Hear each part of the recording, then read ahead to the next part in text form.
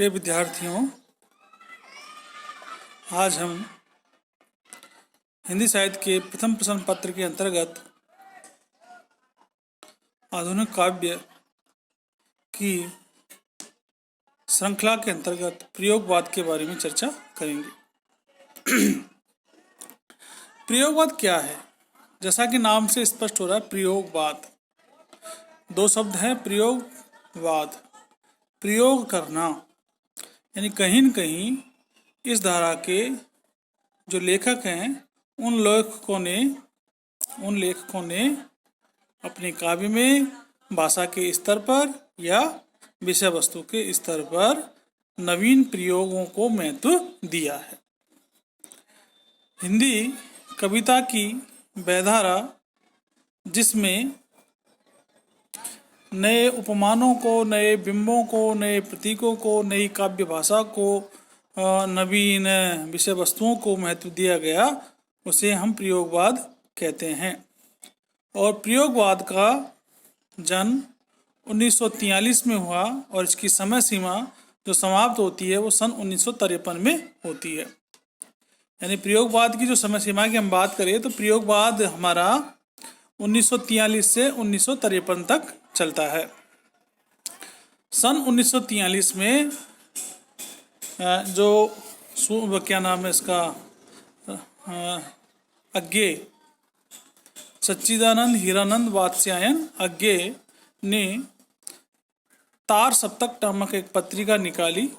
इस पत्रिका में 7 कवियों के समूह की रचनाओं का वर्णन किया गया, चित्रण किया गया। अब 1943 में अज्ञे के द्वारा जो संपादित तार सप्तक था, इस तार सप्तक के प्रकाशन के साथ ही हिंदी जगत में प्रयोगवाद की शुरुआत हो गई थी।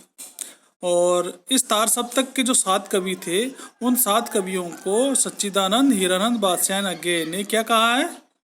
उनको राहों का अन्वेषी नाम दिया है।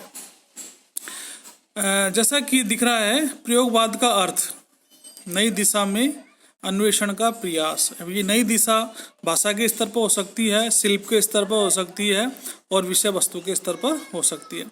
प्रयोगवाद के जो जनक थे वो सच्चिदानंद हीरानंद वात्स्यायन अज्ञे थे। प्रयोगवाद का जो मूल आधार था, जिस आधार पर प्रयोगवाद टिका हुआ है, वह है व्यक्तिवादी सिद्धांत या व्यक्तिवाद, प्राइवेसी, खुद के बारे में। अब खुद के बारे में छायावाद में भी हमको देखने को मिलेगा, मगर छायावाद का व्यक्तिवाद और प्रयोगवाद की व्यक्तिवाद में रात दिन का अंतर है। तो 2 चीज़ हमें ध्यान रखनी है कि प्रयोगवाद 1943 से 1953 तक चला। इसके जो प्रवर्तक हैं वो सच्चिदानंद हीरानंद वात्स्यायन अज्ञे हैं तथा राहों के अन्वेषी इस युग के कवियों को कहा गया है। प्रथम तार सप्तक के जो 7 कवि थे, वो 7 कवि प्रयोगवाद के प्रमुख कवियों की श्रेणी में आते हैं। जब हम प्रयोगवाद को पढ़ते हैं, प्रयोगवादी कविताओं का अध्ययन करते हैं, तो पढ़ने के उपरांत जो विशेषताएं उन कविताओं की निकलकर सामने आती है, उन विशेषताओं में सबसे पहले जो आती है वो आती है नवीन उपमानों का प्रयोग। प्रयोगवाद के जो कवि है वो उपमानों के स्तर पर, शिल्प के स्तर पर नवीनता का समर्थन करते हैं। पुराने जो प्रतीक है, जो उपमान है, उन्हें वासी लगने लगे, वासी हो गए, तो उनके लिए नए नए प्रयोगों का, नए नए उपमानों का प्रयोग किया। जैसे मेरा प्यार टूट गया जैसे कोई भुना हुआ पापड़। अरे भुना हुआ पापड़, पहले चंद्रमा, सूर्य, चंद्र, फूलों में जैसे गुलाब, इनको उपमान माने थे। अब उनकी जगह पे उन्होंने उपमान किनको मान लिया? क्या कहते हैं, टूटी हुई चूड़ी, बुना हुआ पापड़, हेडलाइट सा इंजन। तुम्हारा चेहरा, नायक नायिका से कह रहा है, मानो तुम्हारा चेहरा हेडलाइट के इंजन की तरह चमकता है। इंजन का हेडलाइट रेलवे के हेडलाइट की तरह। दूसरी विशेषता है प्रेम भावनाओं का खुला चित्रण। अब यहाँ जो प्रयोगवादी कवि है, उनकी कविताओं में प्रेम दिखाई देगा, और ये प्रेम इतना अधिक चित्रण है कि जिसके अंतर्गत वासना भी आ गई, माशलता आ गई, उसमें नग्नता आ गई।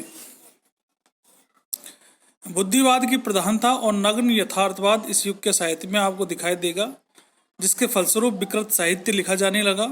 काव्य में निराशावाद का जन्म हुआ, या निराशा आ गई, शुष्कता आ गई, नीरसता आ गई।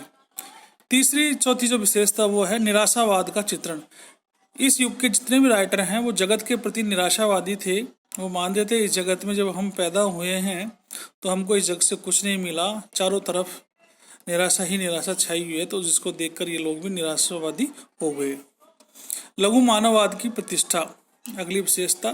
तो प्रयोगवादी जो कवि हैं वो अपने काव्य में सामान्य जन की प्रतिष्ठा करते हैं, जो बिल्कुल दीनहीन है, उसके अलावा जिसको कहीं भी जगह नहीं दी जाती, ऐसे व्यक्ति को भी इस युग के कवियों ने अपने काव्य में स्थान दिया है।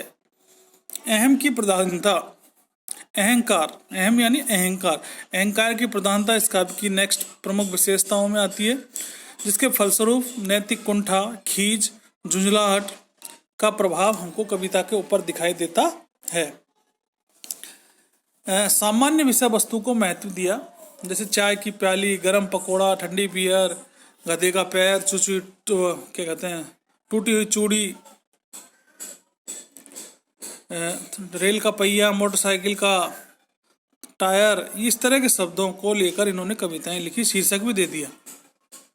छंदों के बंधनों से मुक्ति, पूरी तरह से संजनों के प्रयोगों को ये महत्व नहीं देते, मुक्त छंद का प्रयोग करते हैं, स्वतंत्र भाव से अपनी विचारों की अभिव्यक्ति को अपने काव्य में स्थान देते हैं। खड़ी बोली का प्रयोग किया, खड़ी बोली के अंतर्गत सरल शब्दों का इन्होंने प्रयोग किया, मुक्तक शैली का प्रयोग इन लोगों ने किया। अब इन सारी विशेषताओं के उपरांत प्रयोगवाद की एक कमी रह गई, और उस कमी के बारे में हम चर्चा करें तो जो प्रयोगवाद है, उस प्रयोगवाद की सबसे बड़ी कमी या सबसे बड़ा दोष हम जिसको कह सकते हैं, लोक कल्याण की उपेक्षा। समाज से इनका लेना देना नहीं रहा प्रयोगवादी कवियों का, ये पूरी तरह समाज से कट चुके थे।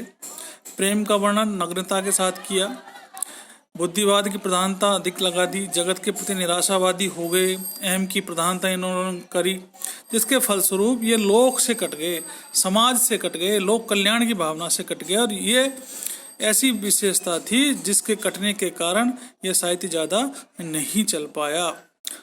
और इन विशेषताओं में कुछ संशोधन करने के बाद लोक कल्याण को जब जोड़ देंगे तो हिंदी जगत में एक नई काव्यधारा पैदा होती है, जिसे हम नई कविता कहते हैं। अब हम बात करें तो जो हिंदी के प्रसिद्ध आलोचक हैं नंद दुलारे वाजपेयी, तो नंद दुलारे वाजपेयी जी लिखते हैं कि बैठे ठाले लोगों का धंधा है प्रयोगवाद, जिनको समाज से कुछ लेना देना नहीं, जिनको साहित्य से कुछ लेना देना नहीं, जिनका पेट पूरी तरह से भरा हुआ था, ऐसे लोगों ने बैठे ठाले लोगों को धंधा कहा है प्रयोगवाद को नंद दुलारे वाजपेयी ने। हिंदी जगत में 4 तार सप्तक हुए हैं, पहला तार सप्तक, दूसरा तार सप्तक, तीसरा तार सप्तक और चौथा तार सप्तक।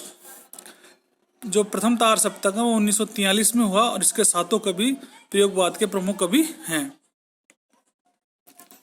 जिसमें अज्ञेय नेमिचंद्र जैन, अज्ञेय का मतलब सच्चिदानंद हीरानंद बादशाहन अज्ञेय, नेमिचंद्र जैन, रामविलास शर्मा, गजानन माधव मुक्तिबोध, भारत भूषण अग्रवाल, प्रभाकर माचवे और गिरिजा कुमारी माथुर। तो ये 7 कवि प्रथम तार सप्तक के प्रमुख कवि थे, और ये 7 के 7 कवि प्रयोगवाद के भी प्रमुख कवियों की श्रेणी में आते हैं। द्वितीय तार सप्तक का जो प्रकाशन है वो 1951 में हुआ, जिसमें भी तार सप्तक में 7 कवि थे। तीसरा तार सप्तक 1959 में हुआ, और चौथा तार सप्तक का प्रकाशन 1979 में। अब हम प्रमुख कवियों की बात करें तो प्रमुख कवियों में सर्वोपरि जो नाम आता है वो नाम है सच्चिदानंद हीरानंद बादशाहन, जिनको प्रयोगवाद का जनक प्रवर्तक कहते हैं। प्रयोगवाद की सारी विशेषता इनके काव्य में भरपूर मात्रा में दिखाई देती है। दूसरे जो राइटर हैं वो है नेमिचंद्र जैन, फिर उनके बाद महत्वपूर्ण आते हैं रामविलास शर्मा, चर्चित नाम है, गजानन माधव मुक्तिबोध, इनका भी चर्चित नाम है, अपने आप में अलग हिंदी जगत में अपना स्थान रखते हैं, भारत भूषण अग्रवाल भी, और गिरिजा कुमार माथुर। तो जब हम प्रयोगवाद की चर्चा करें तो प्रयोगवाद क्या है? नई राहों के अन्वेषी काव्य धारा थी, जो नई राहों को चुनकर आगे बढ़ती है। अब ये नई राह मैं बता चुका हूँ। शिल्प के स्तर पर नई राहों को चुना और काव्य की विषय वस्तु के स्तर पर भी इन्होंने नई राहों को अपनाया। तो इस प्रकार आज हमने प्रयोगवाद के बारे में सामान्य जानकारी, प्रयोगवाद का जनक कौन थे, प्रयोगवाद की समय सीमा क्या थी और प्रयोगवाद का सबसे बड़ा दोष क्या है, प्रयोगवाद की विशेषताएं क्या क्या हैं, प्रयोगवाद के जो 7 कवि हैं वो कौन कौन हैं और उनका हिंदी जगत में क्या स्थान है, प्रथम तार सप्तक का प्रकाशन कब हुआ और प्रथम तार सप्तक के अंतर्गत कितने 7 कवि आते हैं, उनका नाम क्या क्या है।